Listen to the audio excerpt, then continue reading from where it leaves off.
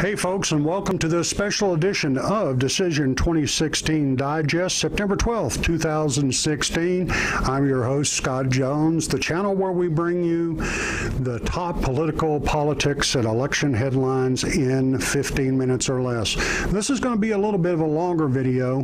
I am sitting here wired up, about to tape my live radio show on the 405 Radio Los Angeles called Pissed Off Politically Speaking. And as we go live, I thought we'd do something different. I'm going to give you some highlights. I promise you it's not the whole hour, folks, but there's going to be some highlights from me. But we also have a couple of great guests. John Grant from the 405 Radio on Hillary's health issues that manifested themselves this weekend. And in our B block on the radio show, we have Tom Rogan, who was most recently on the McLaughlin group and a columnist for National Review Online. Great guests. So I promise you it's not the whole hour of the radio show, just some highlights of me, but I'm going to carry both John Grant and Tom Rogan's interviews in full. So this video's a little bit longer, but we're a couple of minutes here before we go live from Los Angeles, so I hope you enjoy it. You're on the 405. About 30 seconds here to your theme. Okay. It's that time. Time for Pissed Off Politically Speaking.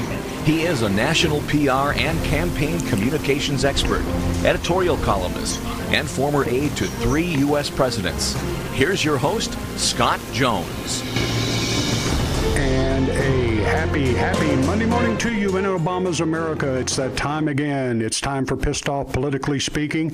I'm your host, Scott Jones, here in North Texas in the new and improved broadcast bunker. Mr. Producer Man at the controls at the world headquarters of the 405 Radio in Los Angeles. Be sure and follow me on Twitter at Pops Radio or the network at the 405 Radio. Never a dull moment. Got a big show for you today, doing something a little bit different. I'm going to call it a special edition. While we're broadcasting live here today on the 405 Radio, we are also simultaneously live videotaping the show for our companion channel, Decision 2016 Digest, on YouTube. If you haven't checked it out, you need to. YouTube.com/Scott Jones TV Online. Our good friend John Grant, the head Fred at the 405 Media, always posts our videos when we do them on the 405media.com. I want to welcome our YouTube listeners, our viewers actually. We have just crossed 4,400 subscribers, on our way to 5,000, and I wanted to do something different for them and also bring in this radio show, and I hope you'll check out our YouTube companion channel on YouTube. I'll be tweeting it out, so as I said, be sure and follow me on Twitter at Pops Radio. I've changed my name to Deplorable Scott Jones. We'll get to that in a minute. Got a big show for you today. In our A block here, at the end of our A block, I'm going to have our fearless leader of the Gang of 405, our Saturday show, where yours truly is a panelist. John Grant's going to join us, and we're going to chew over some of the latest developments on Hillary Clinton's health issues. And in our B block, a friend of the show and somebody I admire immensely, I don't care who knows about it, National Review Online's Tom Rogan will join us at the beginning of our B block out of the mid-show break. You know, he's my international affairs guy, but he is also there in the swamp of Washington, D.C. We're going to talk to him about some of the international implications of this presidential election and kind of his take on the current state of the race. So Tom Rogan, National Review Online after the B block, and coming up here in, I'm going to say about 15 minutes, we're going to have John Grant join us for the end of our A block to talk about everything Hillary health, because Lord knows there's been a lot of developments on that this weekend if you've been paying attention. You're on the 405. And Welcome back to Pissed Off Politically Speaking right here on the 405 Radio. Be sure and follow me on Twitter at Pops Radio or the network at the 405 Radio. Never a dull moment. Well, sorry about the soapbox. Sorry, not sorry. But the deplorables, we're here in force today. And I want to welcome my next guest. He is not only my mentor in the world of radio and the executive producer of this show, he is our fearless leader on our classic and iconic Saturday show called the Gang of 405. He is one Mr. John Grant, joining us from Los Angeles. How you doing, sir? Good morning, Scott. And can I observe that you sound a lot more peppy when you've got the video camera? So maybe you've swerved into something. Yeah, I don't know. You know, I think what really hacked me off about this, John, this morning is I actually had to get up early and shave. Okay, I usually don't have to do that. Radio, you can look whatever you want to, you know? That's right. And let's keep it that way. Yeah, no kidding. You know, I've been told many times, John, I don't know about you, that I had a face made for radio. No comments. Well, I appreciate you joining us. I got a piece of breaking news here. Nick Merrill just issued a new statement. Hillary Clinton's had a coughing fit. She had a frog in her throat, and he removed it with a stylus from his Galaxy Notebook 2, which spontaneously combusted immediately after. When it rains, it pours. Oh, doesn't it, though? Oh, no. Wait a minute, John. Here comes another update. Nick Merrill said that says that Mrs. Clinton overheated on a 79-degree breezy fall day in New York because she overheated and she just simply needed to lie down. Unfortunately, it happened on the streets of New York. But she's okay. Oh, no. Wait. It's allergies. No, wait. It's pneumonia. What the hell, John? I follow Trump embeds on Twitter, and about a month ago there was a rally that he held, and it wasn't in a southern city where you would assume it's hot and humid. It was up in New Hampshire or someplace like that, and they were saying it was about 90 or 100 degrees in there, and Trump cranked out about an hour-long talk at that rally. So, you know, I guess you can say he's kind of an Iron Man when it comes to that. And they were remarking, you know, here's a 70-year-old guy who doesn't appear to be breaking a sweat. He's wearing a suit, and he's just going on and on and on. Well, before I get all the hate things, I want to say for the record, I'm not making fun of the fact that Mrs. Clinton is ill. I do not wish any... Let me tell you, in 2011, the one time in my life I actually contracted a pneumonia and was in an emergency room for a period of time, and it took me 8 days to get over it. Folks, I have never ever been that sick in my life, and I wouldn't wish it on anyone. I am not, I promise you, not being critical of the fact she's sick or wish ill health on the lady. What I can't stand, John, is the perpetual lying. Even Democratic columnists at like the Washington Post are like, why can't you just tell the simple truth about something? Yeah, that's the thing. And when you start to see people who on any other day might be carrying water for her getting hacked off at this, I mean, it's the same thing with the number of consecutive days without a press conference or the lack of press on the plane. They're saying, look, this was diagnosed 2 days ago. You've made numerous appearances since then. You know, is this real? And I have to say, you know, that's a great question. Well, I don't like to pass along unvetted, unresearched memes about this whole issue, but I think it was pretty credible, and I did some digging on my own last night. I don't know if you've noticed, John, there are two heavy-set African-American gentlemen that are oftentimes with her. One of them I definitely know is a Secret Service agent. The other person has been identified as Dr. I can't say his first name, it begins with an O, Okolonu. He is a board-certified NEURologist for a prominent practice in northern New Jersey. Do you remember, John, that situation where she had a heckler and a heavy-set African-American gentleman jumped up on stage with her and whispered to her that she was going to be okay? I remember that, yes. That's Dr. Okolonu. that it was not a Secret Service agent. He is the one, and everybody is saying, well, you remember the meme about somebody carrying a diazepam pen? I saw a photo of that was blown up, over and over again, yes.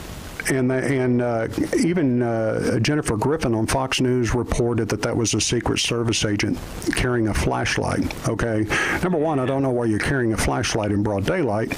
That was Dr. Okuluno. He has been identified. I've looked at the practice page and all of that. So she has a physician, following her around. I don't know whether the whole diazepam pen thing, John, was photoshopped, but there is a physician within earshot of her at just about every event. And I'm not saying that she's got to withdraw from the race, whatever, but I think the American people deserve to know. What say you? Yeah, I agree. And it sort of smacks of stories that you heard about, I don't know, Michael Jackson or Prince, where you had these personal physicians that were following them along and prescribing God knows what. Right. And after these guys met untimely deaths, sometimes there's some focus on exactly what these guys are doing and on why it is that they're working outside the parameters of generally accepted, medical treatment. And they travel as much as she does. And you got to ask the same questions about this. Well, do you... I'm trying to impugn his ethics. No, I understand. Just certain things that happen when you have that traveling personal physician, and there's a cloak of secrecy I think a lot of people resent, which is why many people are asking that she now release her medical records, and I think Trump said the same thing today. Right. Well, do you... I don't know.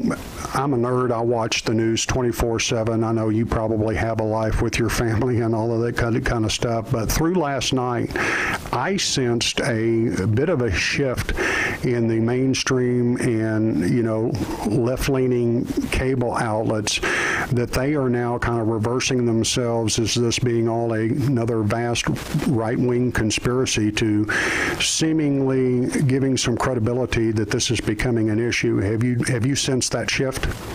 Yeah, I have. And the Brian Stelters and what's the guy at Think Progress? I don't even know if you consider that a news outlet. No, I don't know. They're going to be who they are for some time.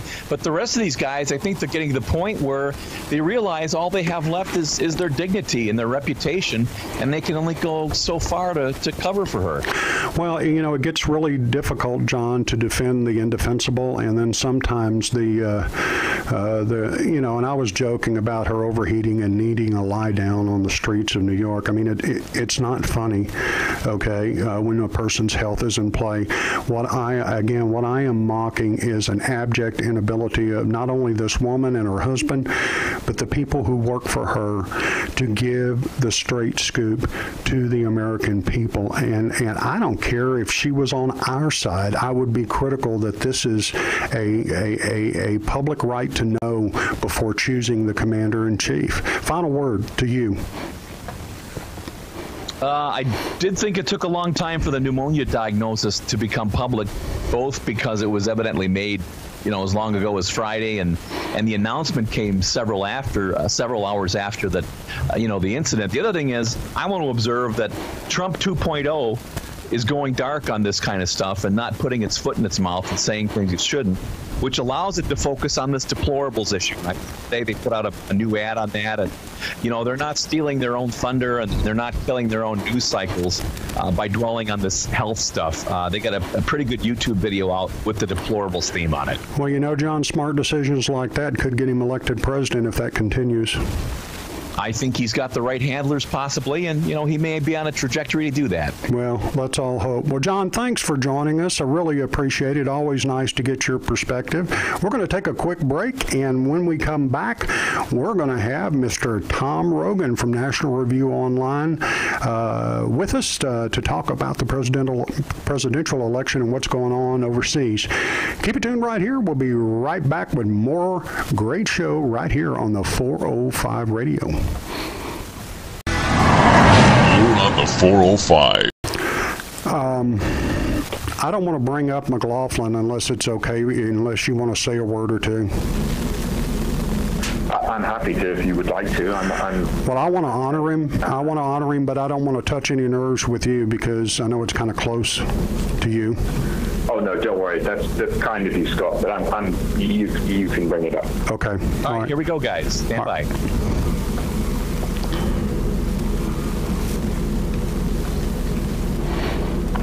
And welcome back to Pissed Off Politically Speaking, right here on the 405 Radio. Be sure and follow me on Twitter at Pops Radio or the network at the 405 Radio. I want to welcome my next guest. I am such a fan of his work, and I'm very fond of him as a person, and I don't care who knows about it. He is most recently an anchor panelist on the McLaughlin Group. We lost John McLaughlin, as you know. We're going to talk about that in a minute, but he is a columnist for the National Review Online and the Daily Telegraph. And just last night, I was chatting with our friend Brett Baer. He made an appearance on Brett Baer's All-Star panel on Special Report this past week. And, you know I don't have a life, and I'm a nerd, and I just got giddy seeing Tom on with my number one hero in journalism. Tom Rogan, thanks for joining us. Scott, thank you very much. That was a lovely introduction. Well, thank you. I was such a fan of yours, also in your position on the McLaughlin Group, and you know, the way I look at it, number one, he was iconic. Number two, I liked him a lot, and he was a straight shooter, but he went out doing what he loved, and I think it's pretty special that you were able to be a part of that there at the end. Yeah, exactly. You know, it's something that I think about. You know, obviously I miss him, as we all do. I think he, he had a personal impact on people's lives as well as a professional impact. That you know, that is something that has to be said. But at the same time, I think that the legacy of the show and the impact that he had on, certainly on me, I can speak from my own perspective, is such that, you know, he lives on in that, and so we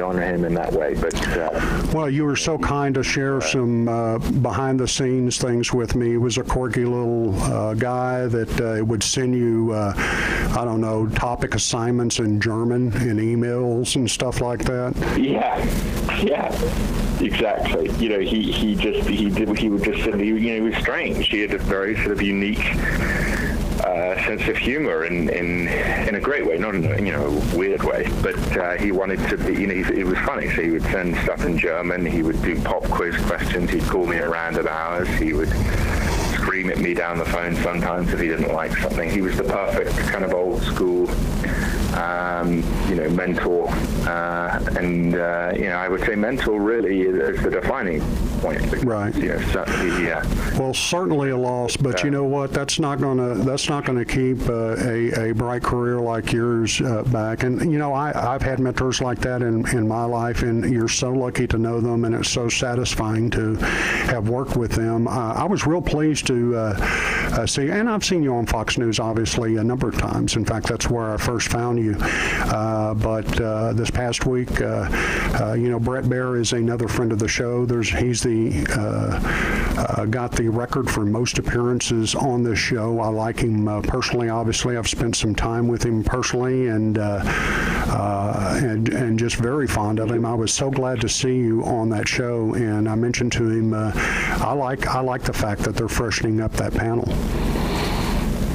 Well, look, he is, you know, a wonderful guy, and he, you know, that was very kind of him to have me on there, and hopefully, you know, I'll be back. But it was a lot of fun, and I think it does also, you know, we have. I was telling some friends of mine, you know, one of the things that is interesting in journalism is that you have people like McLaughlin, and you have people like Brett Baer, and of course Brett Baer is, you know, he's a reporter more than a reporter anchor, more than you know, an opinion person, but they're really decent people at these occasions. And Scott, you and I know that sadly that's not the norm. There's a lot of ego.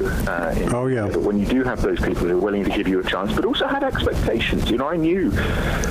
Yeah, Brett having me on there, and it was at the end he said good job, which meant a lot, because you know, this is you know, it's not a game. It was the same thing with McLaughlin, that if I didn't have a good performance one day, he would let me know, and that was important. I think it's especially important when you're young, right? Because if you're thinking, okay, where am I going to be 10, 15 years? Well, you need to be able to take criticism on the nose. I want to just step back from the mic for a minute, because you and I haven't talked since it heated up, and with the post-Labor Day race here, I want to give you a minute and a half to kind of give me your take on where it is and how the rest of the world is viewing us. Right. Well, yeah. So where are we? Well, I think we're in a position where Hillary Clinton has a very good likelihood of winning. I think she's in a stable position of 4 or 5 points ahead.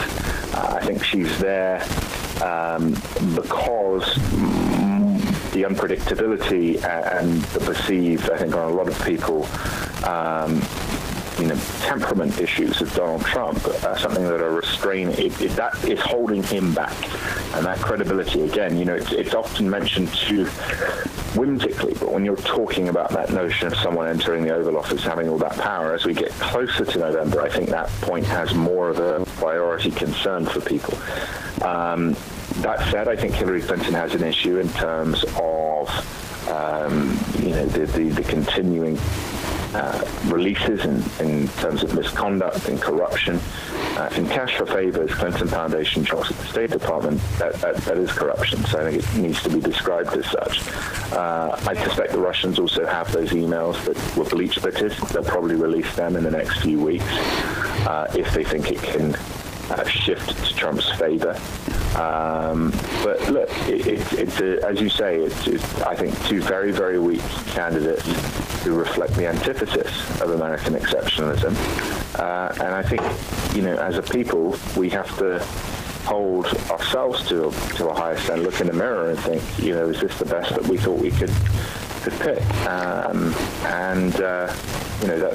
That's where I said, how does the world see us? Well, the world, I think, it's sad because, when I was growing up in London, everyone, people would sort of challenge me about the United States and, Americans, you're all stupid and you're all this kind of stuff. And I would rebut them. I would say, well, look at the legacy of the United States guaranteeing European freedom, developing capitalist goods, the iPhone, the new medicines that help European lives in socialist countries. And now, though, Hillary Clinton and Donald Trump are the incarnation, quite frankly, of the worst stereotyping on the part of the world, and it's just it's sad. I'd say the only positive thing is I don't have to listen to the other British dinner parties. Yeah. Well, you're a national journalist, and I want to ask your opinion because so many things have happened in the last few days. Is or is not Hillary Clinton's health a legitimate issue in this campaign after this weekend? I mean, of course it is. Of course it is, and functionally, it was always going to be an issue as we move towards. This is. So you don't see it as some vast white rings conspiracy. No, but let's look at it a different way. If we're talking about. We're talking about the commander-in-chief. We're talking about the person who's going to be making command decisions, life or death. In the U.S. military, if someone has if there's a perception there might be a medical issue, well, that person is not going to be, deployed into. Maybe they will be. Sometimes it does happen, but there are protocols in place specifically on the books to prevent that because it's too serious. Right. Yes, after yesterday, it will come out. I suspect the pneumonia, releasing that, because, that's not like a small deal. Releasing that, I think they buy themselves some space for a day or two, but it's not going away, nor should it go away.